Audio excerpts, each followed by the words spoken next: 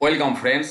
National testing agency বা NTA NEET Yuji 2024-এর রেজাল্টকে কেন্দ্র করে যে সমস্ত বক্তব্যগুলো বিভিন্ন প্রান্ত থেকে উঠে আসছে তার বেশ কিছু পয়েন্টের ক্লারিফিকেশন দিল। অবশেষে আমরা সেটা দেখতে পাচ্ছি। যেমন প্রথমে বলা হচ্ছে কাট অফ এত হাই কেন হলো, তার যেটা ক্লারিফিকেশন ওনারা দিচ্ছেন যে ওভারঅল পারফরমেন্স অফ ক্যান্ডিডেট সেটা প্রত্যেক বছর যেমন হয় তার ওপর বেস করে কাট অফটা তৈরি হয়। এবং এবছর যেটা বলা হচ্ছে the increase in cut off reflects the competitive nature of the examination. অর্থাৎ এই যে কাট অফটা বাড়ছে তার মানে এক্সামিনেশনের যে কম্পিটিটিভ যে বিষয়টা সেটা বাড়ছে, এটা বোঝা যাচ্ছে। এবং এটা বিভিন্ন পরিস্থিতির ওপর ভ্যারি করে, প্রত্যেক বছরই ভ্যারি করে। এবং ওনাদের বক্তব্য এটা স্বাভাবিক, তার কারণ প্রত্যেক বছরে 2020 থেকে 2024 অ্যাভারেজ মার্কস 720-র মধ্যে একটা ওনারা তুলে ধরেছেন। অবশ্যই 2024-এ কম্পারেটিভলি সেটা অনেকটাই বেশি আগের বছরের তুলনায় আমরা দেখতে পাচ্ছি। পাশাপাশি minimum score to qualify in unreserved category সেটাও আমরা দেখতে পাচ্ছি আগের বছরের তুলনায় এবছর অনেকটাই বেশি। তো এই একটা ক্লারিফিকেশন ওনারা এই পয়েন্টের ওপর ভিত্তি করে দিয়েছেন কাট অফটার ওপর।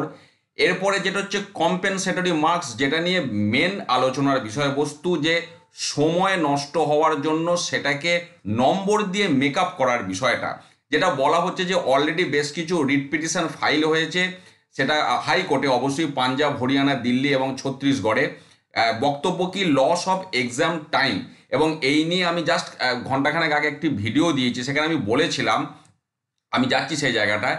এবং এই যে আবেদনটা এসেছিল বা কোর্ট কেসের পরিপ্রেক্ষিতে, যে কারণে এনটিএ একটা গ্রিভ্যান্স কমিটি গঠন করেছিল এবং তারা ওই কমিটি থেকে এই বিষয়ে কি করা উচিত সেই নিয়ে রেকমেন্ডেশন সাবমিট করেছে। এবং সেই বিষয়ে যেটা বলা হচ্ছে, দেখুন যে প্রত্যেকটি সেন্টারে যেখান থেকে অভিযোগগুলো এসেছে সেখানে সিসিটিভি ফুটেজ খতিয়ে দেখা হয়েছে।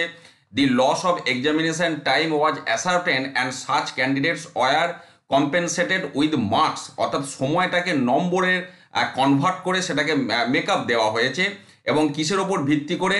Answering efficiency. আমি এর আগের ভিডিওতে এই বিষয়টা ডিসকাস করেছি বিস্তারিতভাবে, এবং এই মুহূর্তে আপনারা ভিডিওর ডান দিকে সেই ভিডিওর লিঙ্কটা দেখতে পাবেন, যে answering efficiency and time lost, অর্থাৎ টাইম লস্টের সাপেক্ষে অ্যান্সারিং এফিসিয়েন্সিকে কনসিডার করে কিভাবে নম্বরটা বাড়ানো হয়েছিল।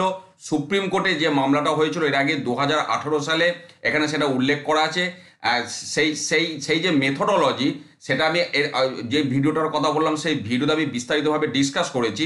এবং সেই mechanism, as per the mechanism formula established by the honourable apex court, এবং জাজমেন্ট যেটা এখানে বলা হয়েছে, অর্থাৎ সুপ্রিম কোর্টের ওই আগের যে মামলায় যে মেথোডোলজি বা যে মেকানিজম বলা হয়েছিল তারই পরিপ্রেক্ষিতে অ্যান্সারিং এফিসিয়েন্সিকে কাজে লাগিয়ে তাদেরকে নম্বর দেওয়া হয়েছে, এটা বলা হলো। এবং সেই ফর্মুলা আমি এর আগের ভিডিও দিয়েছি, ডিসকাস করেছি বিস্তারিতভাবে। এবং এটাও এখানে বলা হচ্ছে যে 1563 ক্যান্ডিডেটের নম্বর বা তাদেরকে কম্পেনসেট করা হয়েছে লস অফ টাইমের দরুন রিভাইজড মার্কস দেওয়া হয়েছে। এবং সেই রিভাইজড মার্কসটা এখানে যেটা বলা হচ্ছে -20 থেকে 720 পর্যন্ত ভ্যারি করেছে। এবং এই কম্পেনসেটেড বিষয়টার জন্যই কিছু কিছু স্টুডেন্টের 718 বা 719 নম্বর দেখা গেছে, এটাও এখানে পরিষ্কার করে বলা হলো। এবং এই যে মেকানিজম বা ফর্মুলাটা এক কথাতেই এখানে সেরে দেওয়া হলো, যে সুপ্রিম কোর্টের যে রায় ছিল তার পরিপ্রেক্ষিতে সেখান থেকেই এটাকে নেওয়া হয়েছে। তবে এটার বিস্তারিত আরও তুলে ধরলে প্রত্যেকে খুশি হতো, সেই ক্যান্ডিডেট কাদের নম্বর বাড়লো বা কী বৃত্তান্ত। এবং যেটা বলা হচ্ছে on the analysis of the CCTV footage it was ascertain that the integrity of the examination was not compromised at this centre, অর্থাৎ কোনো অবস্থাতেই পরীক্ষার যে ইন্টিগ্রিটি সেটার সাথে কম্প্রোমাইজ করা হয়নি, সেটা সিসিটিভি ফুটেজ থেকে পরিষ্কার বোঝা গেছে। এবারে টপারের বিষয়টা যেটা বলা হচ্ছে যে 720-র মধ্যে 720 67 জন ক্যান্ডিডেট পেয়েছে, এই নিয়ে একটা আলোচনা চলছে। সে বিষয়ে এনটিএর যেটা ক্লারিফিকেশন, এবছর স্টুডেন্ট সংখ্যা ছিল, পরীক্ষার্থীর সংখ্যা 23 লক্ষের বেশি। এবং যেটা বলা হচ্ছে 13,373 জন স্টুডেন্ট চ্যালেঞ্জ করেছিল প্রভিশনাল অ্যান্সার কিয়ের ফিজিক্সের একটি প্রশ্নকে, যে প্রশ্নটাতে ওল্ড এবং নিউ এডিশন অফ এনসিইআরটির টেক্সট বুকের সাপেক্ষে ডিফার করেছিল উত্তরটা। এবং সাবজেক্ট এক্সপার্টরা তারপর যেটা সিদ্ধান্ত নিয়েছে যে একটি অপশনের পরিবর্তে দুটি অপশনকেই সঠিক উত্তর হিসাবে মান্যতা দেওয়া হবে।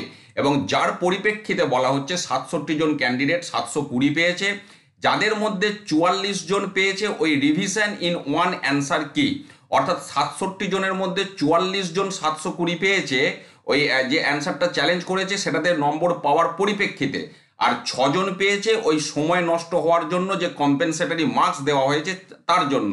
তার মানে 44 আর 6 50 জন অ্যাকচুয়ালি 720 পেয়েছে এই দুটো ঘটনার পরিপ্রেক্ষিতে। তার আগে 17 জন 720-র মধ্যে 720 পেয়েছিল। এটা গেল টপারের বিষয়ে ক্লারিফিকেশন। এবারে আর একটা যে আলোচ্য বিষয় বারবার হচ্ছে যে কেন লোকসভা ভোটের ফল প্রকাশের দিন হঠাৎ করে এনটিএ নিটের রেজাল্ট পাবলিশ করলো, সেই বিষয়ে তাদের যেটা ব্যাখ্যা যে এনটিএ 23 লাখ ছাত্রছাত্রী যে পরীক্ষা দিয়েছিল পরীক্ষার্থী, সেটা 30 দিনের মধ্যে রেজাল্ট ডিক্লেয়ার করেছে, যেখানে জেই মেন সেশন 1-এর রেজাল্ট ডিক্লেয়ার হয়েছিল 11 দিনে এবং সেশন 2-এর রেজাল্ট যেটা ডিক্লেয়ার হয়েছিল 15 দিনে।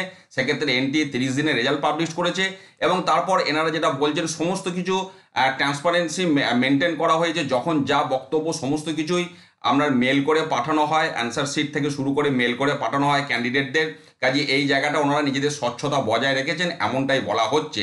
এবং বিভিন্ন যে আনফেয়ার মিনস নিয়ে যে আলোচনা চলছে সেক্ষেত্রেও এনটিএর বক্তব্য যে বিভিন্ন আনফেয়ার মিনসের পরিপ্রেক্ষিতে অ্যাকশন নেওয়া হয়েছে, সেটা এক্সিস্টিং যা রুল আছে এনটিএর তার পরিপ্রেক্ষিতে, এবং যার মধ্যে বেশ কিছু ক্ষেত্রে ক্যান্সেলেশন অফ ক্যান্ডিডেচার সেটাও করা হয়েছে এমনটাই বলা হচ্ছে। এবং বিভিন্ন ক্ষেত্রে যে সমস্ত মানে 2 নম্বরের যে তথ্য রেজিস্টার হয়েছে সেখানে এনটিএ কিন্তু তাদের যে সাপোর্ট সেটা এক্সটেন্ড করেছে সেই বিষয়ে। পাশাপাশি এনটিএ একটা বিষয় পরিষ্কার এখানে বলে দিচ্ছে যে NTA has categorically denied any case of paper leak. There has not been any paper leak as was being circulated on social media। অর্থাৎ পেপার লিকের যে খবর সোশ্যাল মিডিয়ায় সার্কুলেট হয়েছে বা হচ্ছে এটা পরিষ্কার এনটিএ ডিনাই করছে যে না, এই নিট 2024 ইউজির যে পরীক্ষা তাতে কোনোভাবেই প্রশ্নপত্র লিক হয়নি। তো এই সমস্ত ক্লারিফিকেশন এনটিএর পক্ষ থেকে দেওয়া হলো। এবার দেখা যাক এইটা পরীক্ষার্থীদের কাছে সন্তুষ্ট তাদেরকে করতে পারে কিনা এই ক্লারিফিকেশন, না নতুন করে আবার কোনো বিতর্ক তৈরি হয় বা তাদের যতটা ক্লারিফিকেশন প্রয়োজন সেটা এটাতে মিটলো না, এখনো অসম্পূর্ণ থেকে গেল। এই বিষয়টা আমাদের লক্ষ্য থাকবে। ভালো থাকুন, সুস্থ থাকুন, ধন্যবাদ।